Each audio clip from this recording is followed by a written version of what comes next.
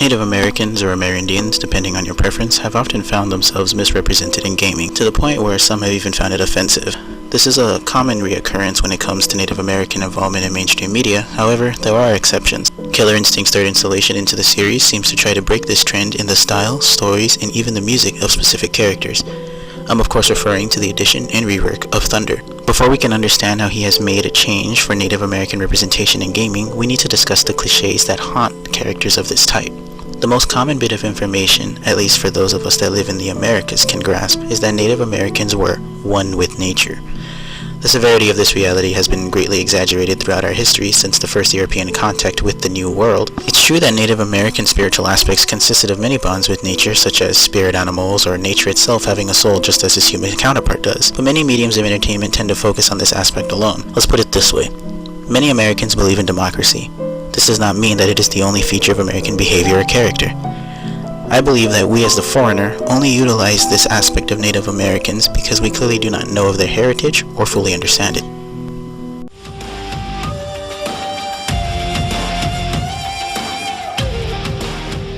We have to understand that humans as cultured beasts have personality. Thunder leaves only few hints towards his admiration of nature, or rather his connection with nature, be it his murder of crows instinct use or his call of sky special move. But other than those features, this character doesn't dwell on these characteristics. Instead of relying on cliches to define a character, this game uses actual character to define a character. We already know now that Thunder doesn't rely on a one with nature attitude to define him. So what makes Thunder a faithful representation? We need to understand the personality of Native Americans to understand the personality of Thunder. Let's begin with the very first thing that Thunder blurts out. In his official story, it is said that his parents had taught him the importance of law and to live by it, but we must keep in mind that politics and law were a greatly favored aspect of the New England natives. When you read of land disputes and tensions of expansion between American colonists and the New England Native Americans, often you'll see that they were either settled by a written agreement or treaties.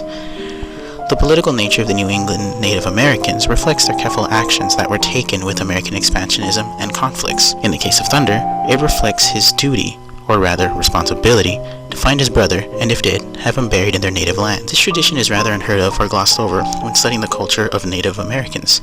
Their concept of land as universally owned by all humans equal is slightly inaccurate, as native tribes did practice and understand the concept of owning land, or rather occupying land.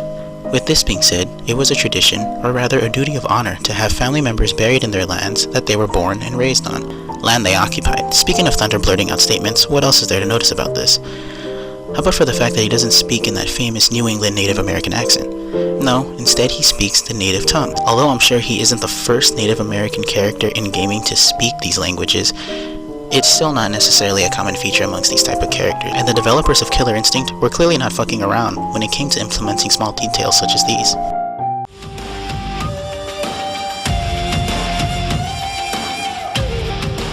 I have to admit, I'm proud of the developers for dropping the name Chief Thunder. The use of the title Chief is a basic Western misunderstanding of the Native American social hierarchy. The correct term for Chief would actually be Sachem.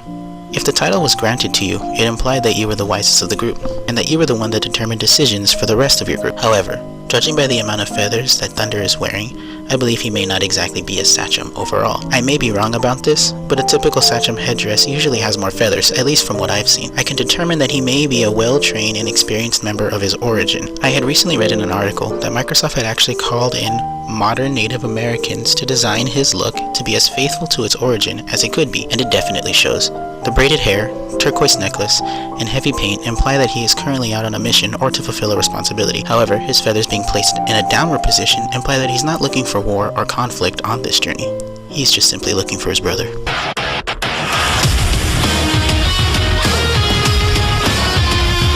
Before we wrap this up, I need to give credit to the game's music designer, Mick Gordon.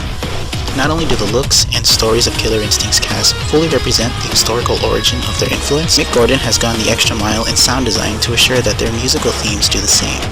With Thunder, the theme was a special task for Jordan in my opinion, as he seems to fully understand the difference between Euro-Western music and Native American music. When you think of Western music, that is music that historically originated from the Eurasian area, you hear melodies, harmonies, and a patterned set of notes and chords. This differed greatly from the Native American sense of music, at least from those that originated in the New England and southeastern Canadian region of the Americas. What this means is that music was primarily a ritualistic matter for them. If you listen closely to the quiet and calm introduction and intense and unnerving tempo of the danger sections of Thunder's theme, you'll quickly notice that Gordon was not ignorant to the fact. This was probably one of the strongest features of Thunder's design, and a credit to a sound designer that I feel hasn't been properly given. I applaud Gordon for the sound design of Killer Instinct Seasons 1 and 2. Not just for how well and catchy each tune sounds, but for the quality and respect to the origin of each character that the developers had designed. This was probably the first fighting game where I feel each character isn't complete, cannot be complete, without their individual themes backing them up. The verdict for Thunder's historical aspect and character should be clear, a solid 9 out of 10. The only complaint with Thunder is the giving of his name is unclear. I'm sure most of you know that Native Americans name themselves or their family members based on a defining feature of their character. For example, if you laughed at almost anything, or simply loved to laugh, you would be named Laugh-a-Lot. There's a small suggestion as to how Thunder received his name in his story when he went searching for his spirit guide and discovered his spirit animal as a teenager. But I wonder what he was referred to before this. Was he always named Thunder and coincidentally found a connection with this title later on in his life? I'm not too sure, but this isn't too much of an issue as his story still does explain how he connects with the name, Thunder. Besides all of this, Thunder is still a faithful representation of Native Americans of the New England area. He isn't nature obsessed. He accurately portrays the native concept of land, family, and the appearance. His name has a purpose rather than being called a clichéd name of mysticism or mystery. His theme accurately displays the nature of his people, and even his use of crows is explained as his spirit animal.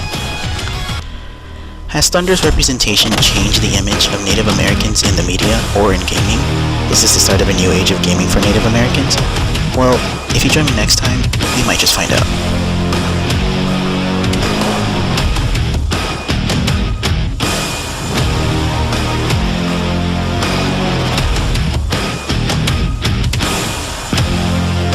Did you enjoy the video? Did you agree or disagree with me? Was any of my information wrong? Let me know in the comments below. This is, after all, a discussion.